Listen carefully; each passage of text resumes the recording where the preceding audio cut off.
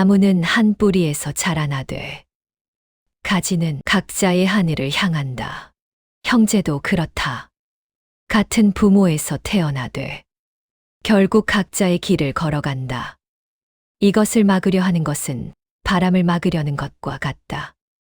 어린 시절 형제는 한 그루 나무의 가지들이었다.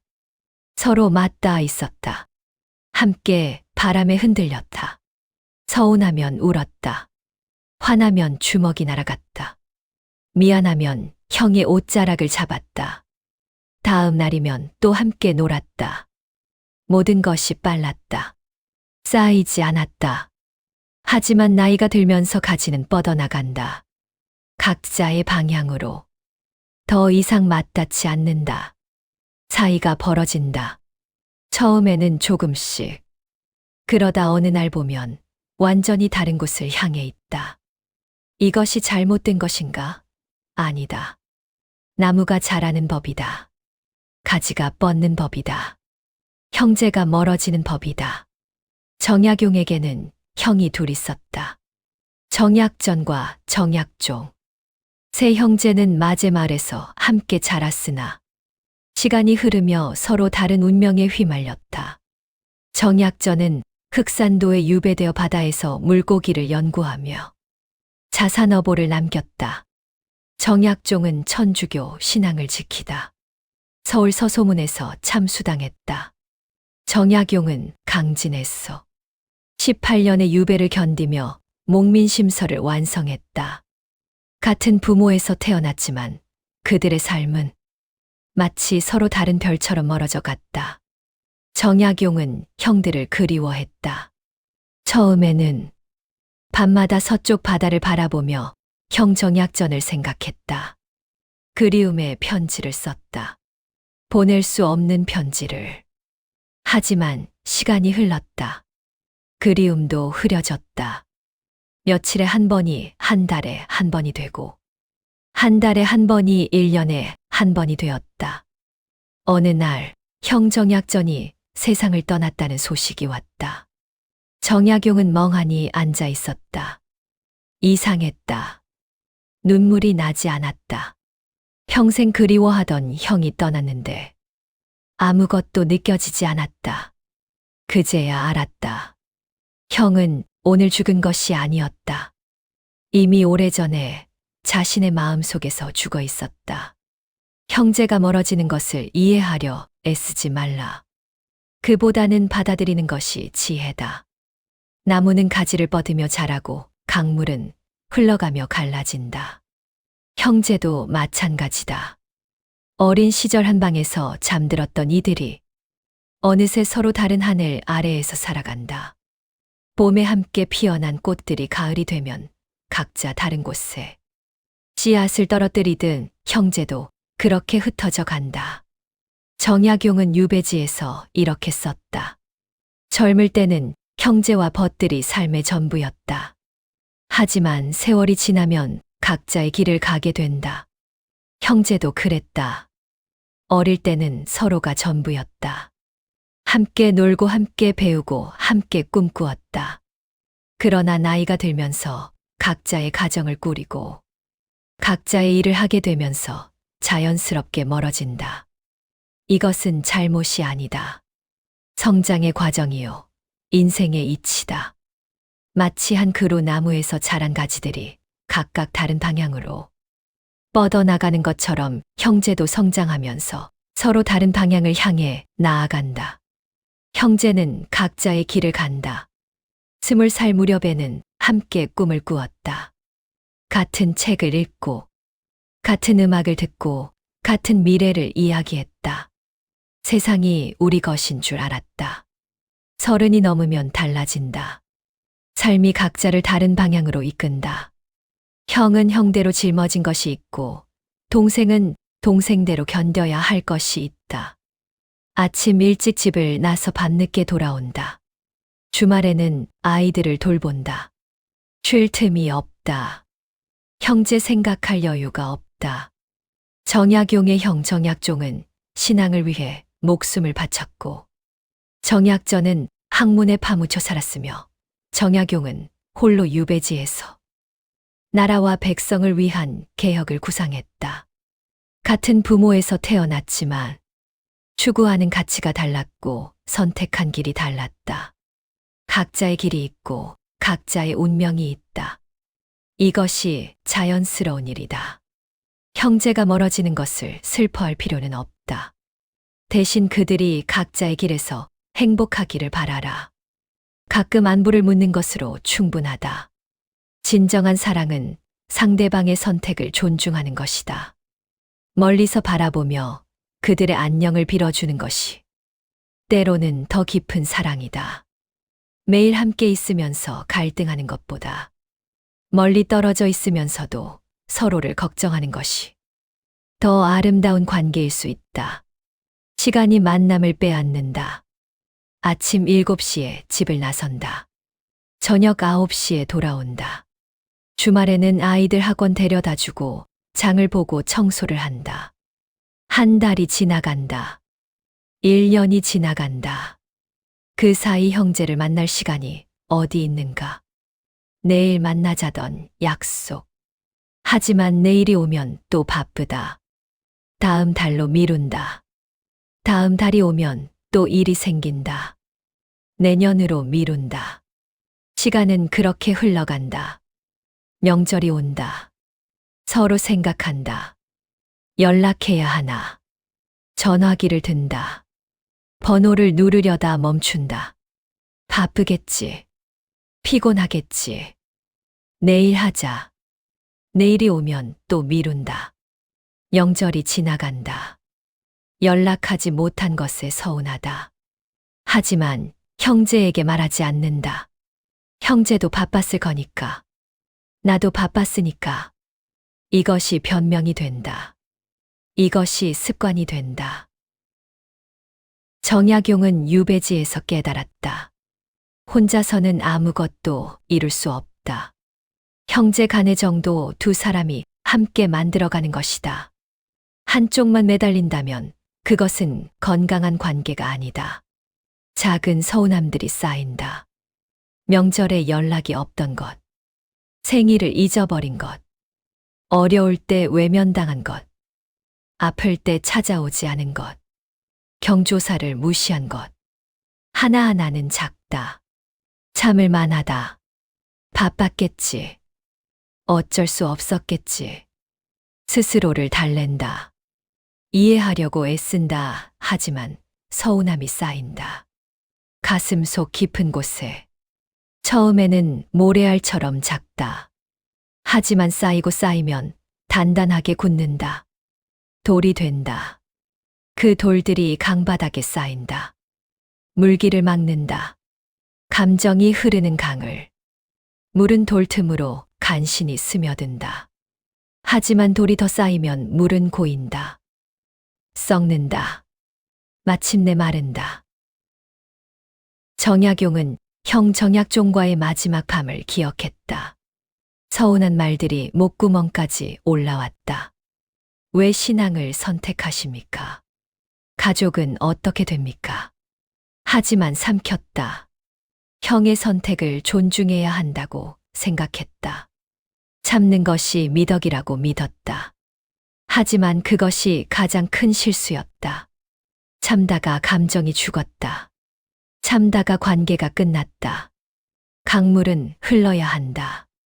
고이면 썩는다. 감정도 마찬가지다. 서운함을 표현해야 한다. 화를 내야 한다. 섭섭함을 말해야 한다. 그래야 흐른다. 그래야 관계가 산다. 하지만 우리는 참는다. 한 번, 두 번, 10번. 어른이니까. 성숙해야 하니까. 그렇게 감정의 강물을 막는다. 서운함도 마찬가지다. 처음에는 표현하지 못해도 마음속에서 흐른다. 하지만 계속 억누르면 더 이상 흐르지 못한다. 고인다. 썩는다. 마침내 사라진다. 사람들은 이것을 평안이라고 부른다. 이제 형제 문제로 스트레스 받지 않아요. 마음이 편해졌어요. 하지만 이것은 평안이 아니다. 무감각이다. 관계의 죽음이다. 경제적 차이가 형제를 갈라놓는다. 한 사람은 성공한다. 좋은 차를 사고 큰 집으로도 이사한다. 다른 사람은 그렇지 못하다. 월세에 산다. 차도 없다. 명절에 모인다. 형제가 말한다. 요즘 어때? 무심한 척 묻지만 비교가 된다. 그냥 비슷해. 대답이 무겁다. 정약용은 목민심서에 이렇게 썼다. 백성은 가난 자체보다 불평등에 더 분노한다.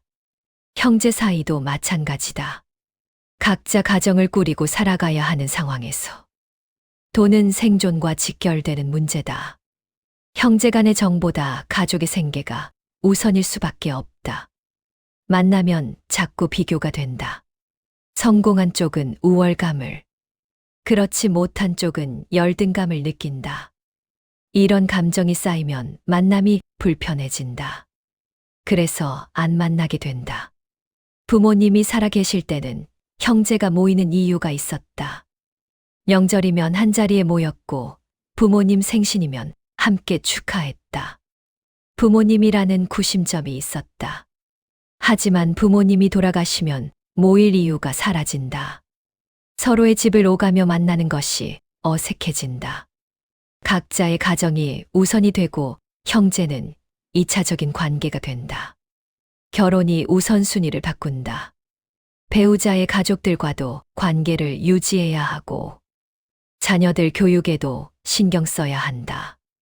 시간과 에너지가 한정되어 있는 상황에서 형제까지 챙기기는 버겁다. 명절이 다가온다. 부부가 이야기한다. 이번 명절에 어디 갈까? 당신 집 먼저 갈까? 우리 집 먼저 갈까? 작년에 당신 집 먼저 갔으니까. 계산이 복잡하다. 공평하게 나누려다 보면 정작 원가족은 뒷전이 된다. 정약용은 유배중 아들에게 보낸 편지에서 이렇게 썼다. 남에게 은혜를 바라는 마음을 버리면 마음이 편안해진다. 결국 자신의 원가족보다는 새로 만든 가족이 우선이 될 수밖에 없다. 이것은 잘못이 아니다. 성장의 과정이요. 인생의 이치다. 나이가 들면 홀로 있는 시간이 소중해진다. 젊을 때는 외로움을 달래기 위해 누군가가 필요했지만 나이가 들면 배우자와 자녀만으로도 충분하다. 형제와 만난다. 차를 마신다. 이야기를 나눈다. 처음 30분은 좋다. 안부를 묻는다. 근황을 듣는다. 1시간이 지나면 달라진다. 형제가 아이 이야기를 시작한다. 우리 애가 이번에 전교 1등 했어. 회사에서 승진했대. 듣는다.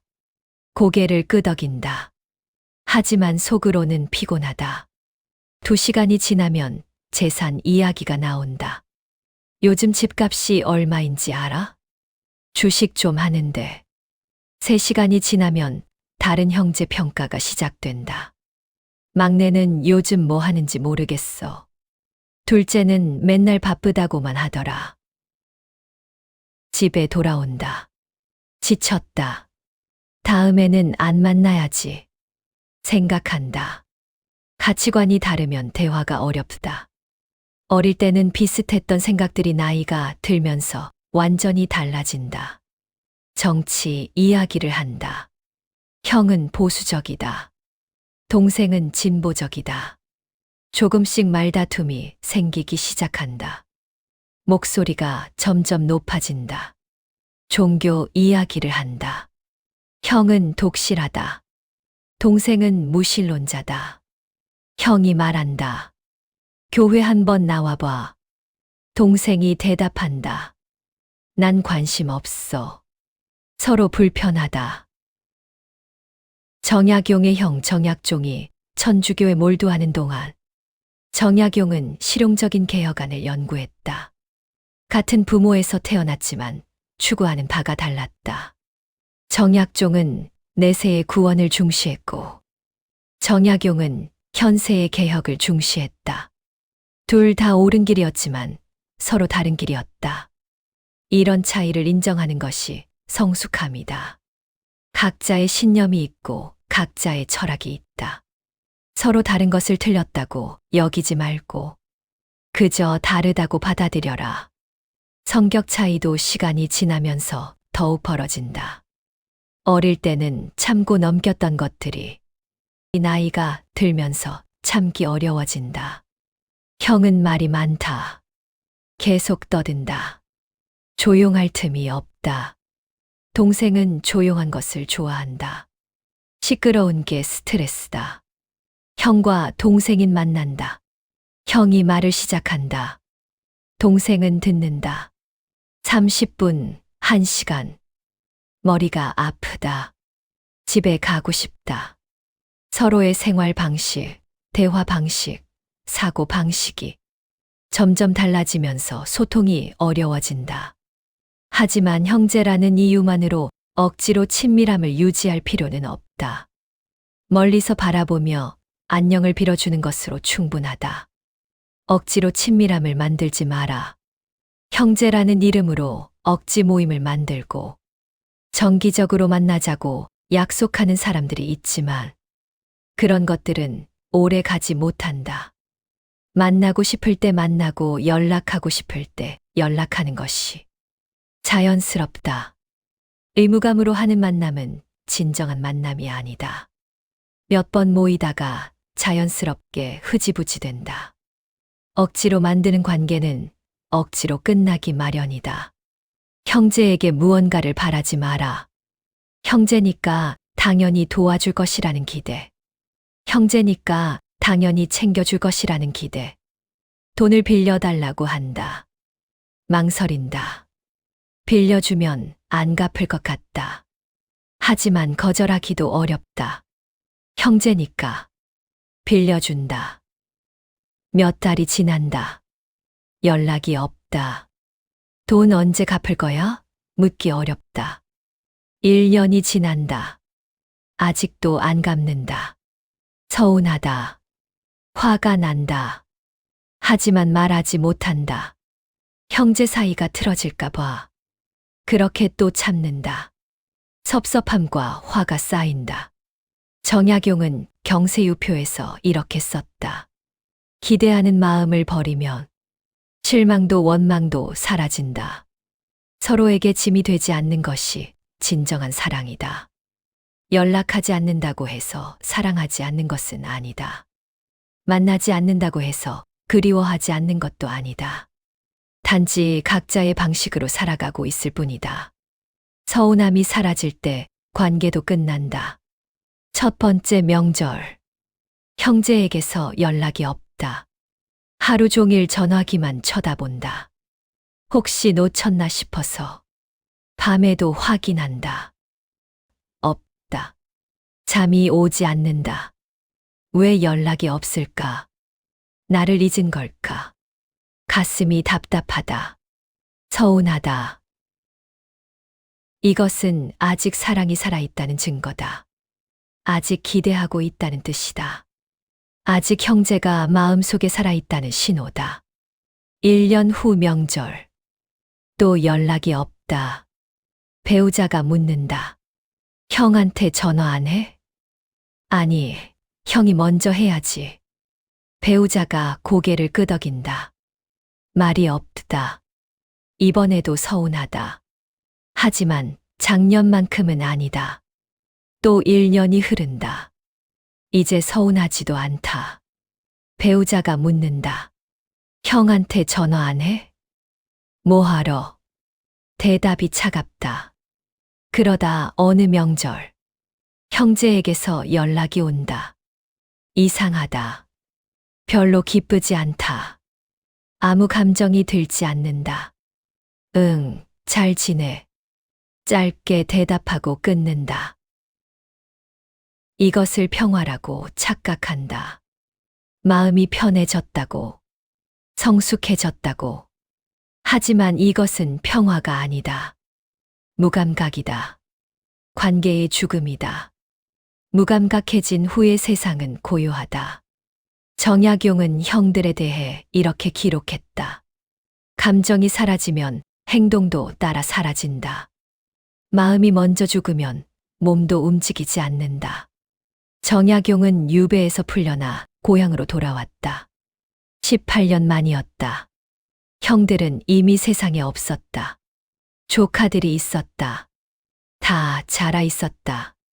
하지만 정약용은 아무것도 느끼지 못했다. 눈물도 나지 않았다. 그리움도 잃지 않았다. 그저 관찰하듯 바라볼 뿐이었다. 아직 형제에게 서운한가? 명절에 연락 없으면 밤잠을 설치는가?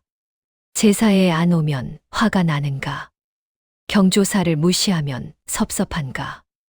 그렇다면 다행이다. 아직 감정이 살아있다. 아직 관계가 살아있다. 아직 사랑하고 있다.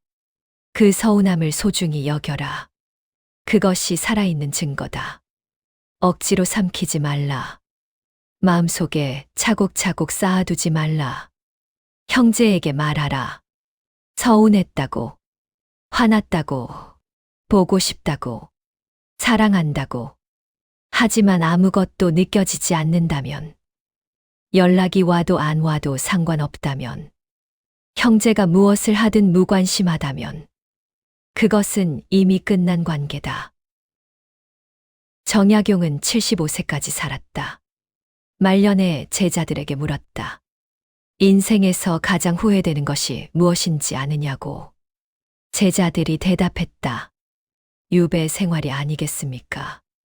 관직을 잃은 것이 아니겠습니까? 정약용이 고개를 저었다. 아니다. 진짜 후회는 형님들과 함께 있을 때 제대로 사랑하지 못한 것이다. 마음속 말들을 꺼내지 못한 것. 그리움을, 서운함을, 사랑을 표현하지 못한 것. 참는 것이 어른의 도리라고 생각했다. 성숙한 사람은 감정을 억누른다고 믿었다. 그렇게 참고 삼키며 켜켜이 쌓아뒀다.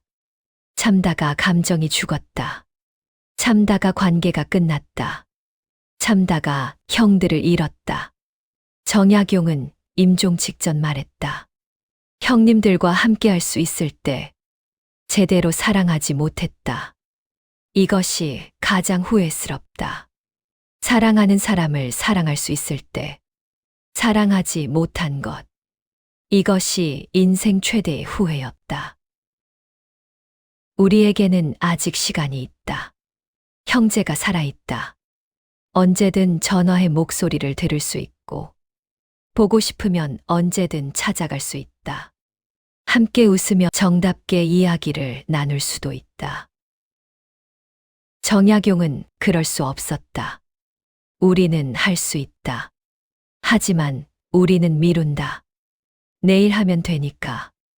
다음 명절에 보면 되니까. 언젠가는 자연스럽게 풀릴 거니까. 언젠가는 오지 않는다. 정약용이 그랬다. 언젠가를 기다리다 18년이 흘렀다. 형들은 떠났다. 언젠가는 영원히 오지 않았다. 지금이다. 내일이 아니라 지금. 아직 서운한가? 그렇다면 그것을 표현하라. 망설여진다면 그 망설임이 사랑이다. 어색하다면 그 어색함이 아직 살아있다는 증거다. 서운함이 사라질 때 관계도 끝난다. 정약용이 형들을 잃었듯이 우리도 그렇게 형제를 잃을 수 있다. 형제가 살아있는데도 아직 서운함이 남아있다면 그것을 놓치지 마라. 그것이 마지막 끈이다. 오늘의 이야기는 여기까지입니다. 끝까지 시청해 주신 여러분, 진심으로 감사합니다. 앞으로도 당신의 삶에 빛이 되는 소중한 한마디를 전해드리겠습니다.